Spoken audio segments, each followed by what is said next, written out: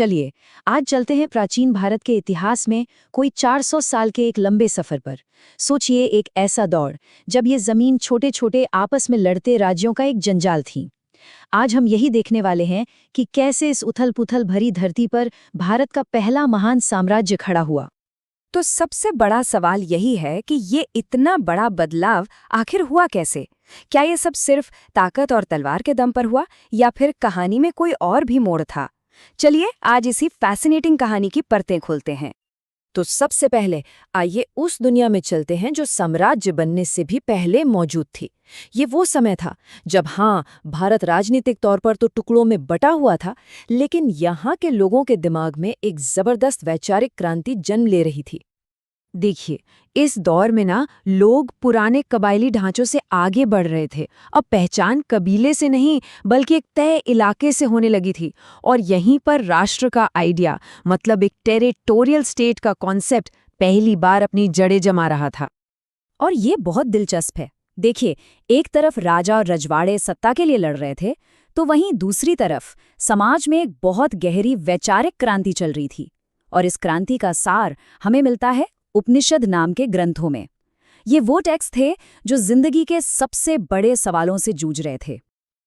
असल में इन ग्रंथों ने वो फाउंडेशनल आइडियाज दिए जिन्होंने हजारों साल तक भारतीय सोच को शेप किया, जैसे कि आत्मा का कॉन्सेप्ट, यानी हम सबके अंदर की वो शाश्वत चेतना, ब्रह्म यानी वो एक परम शक्ति जो हर चीज का आधार है, और कर्म और पुनर्जन्म के सिद्धांत।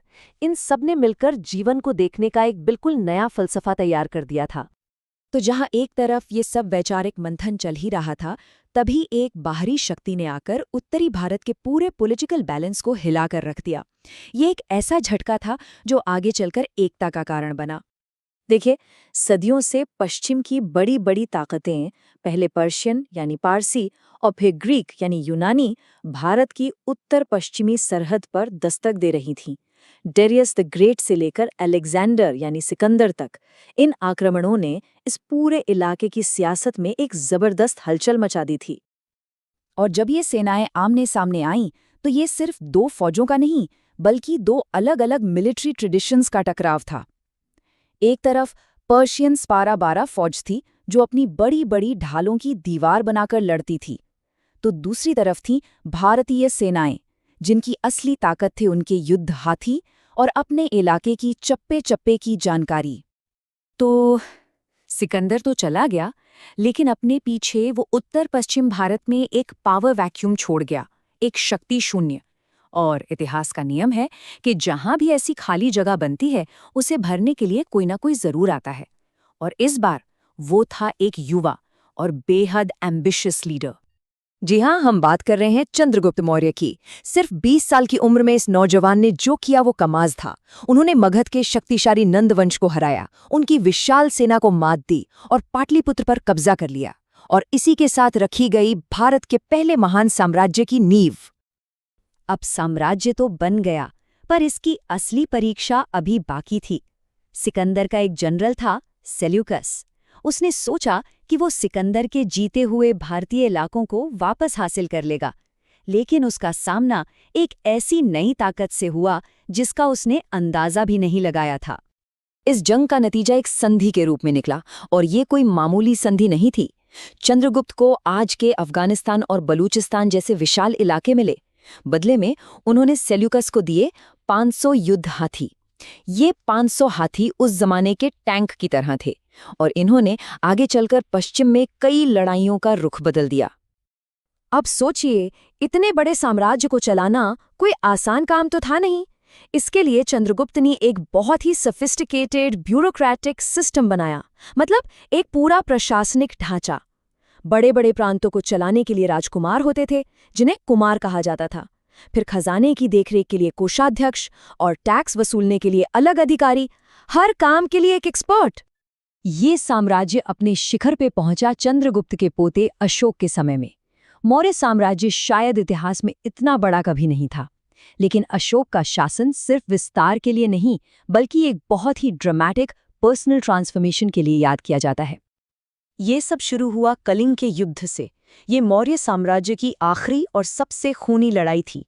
जंग तो अशोक जीत गए, लेकिन युद्ध के मैदान में हुए विनाश और नरसंहार ने उन्हें अंदर तक झकझोर कर रख दिया। और यही वो पल था जिसने सब कुछ बदल दिया।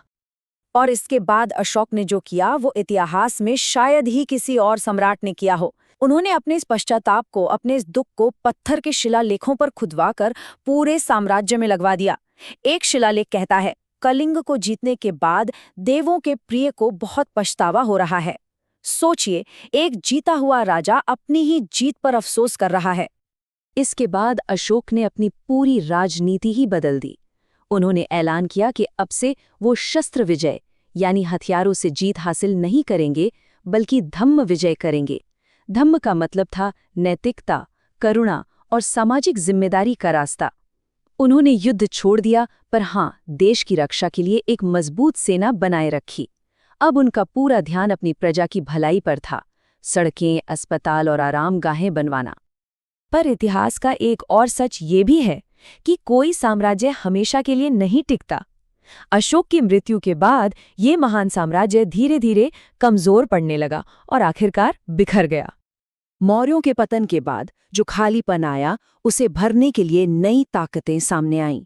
केंद्र में शुंग वंश आ गया, दक्कन में सातवाहन शक्तिशाली हो गए और उत्तर पश्चिम में एक बिल्कुल नई मजेदार कहानी शुरू हुई। उत्तर पश्चिम में सिकंदर की विरासत को आगे बढ़ाने वाले इंडो ग्रीक राजाओं ने अपने राज्य स्थापित किए। ये एक जबरदस्त कल्चरल फ्यूजन का दौर था। मिनांडर जैसे राजाओं ने तो बौद्ध धर्म तक अपना लिया था।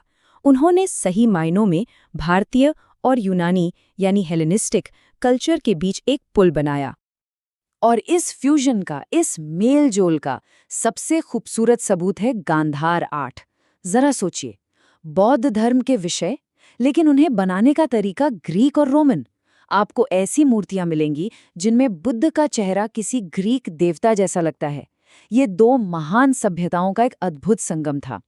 तो अगर हम इस पूरे 400 साल के दौर को देखें, लड़ते झगड़ते राज्यों की अराजकता से लेकर एक विशाल साम्राज्य तक, और फिर शस्त्र विजय के फलसफे से शांति और धम्म के रास्ते तक, ये एक ऐसा सफर था जिसने हमेशा के लिए आधुनिक भारत की नींव रख दी।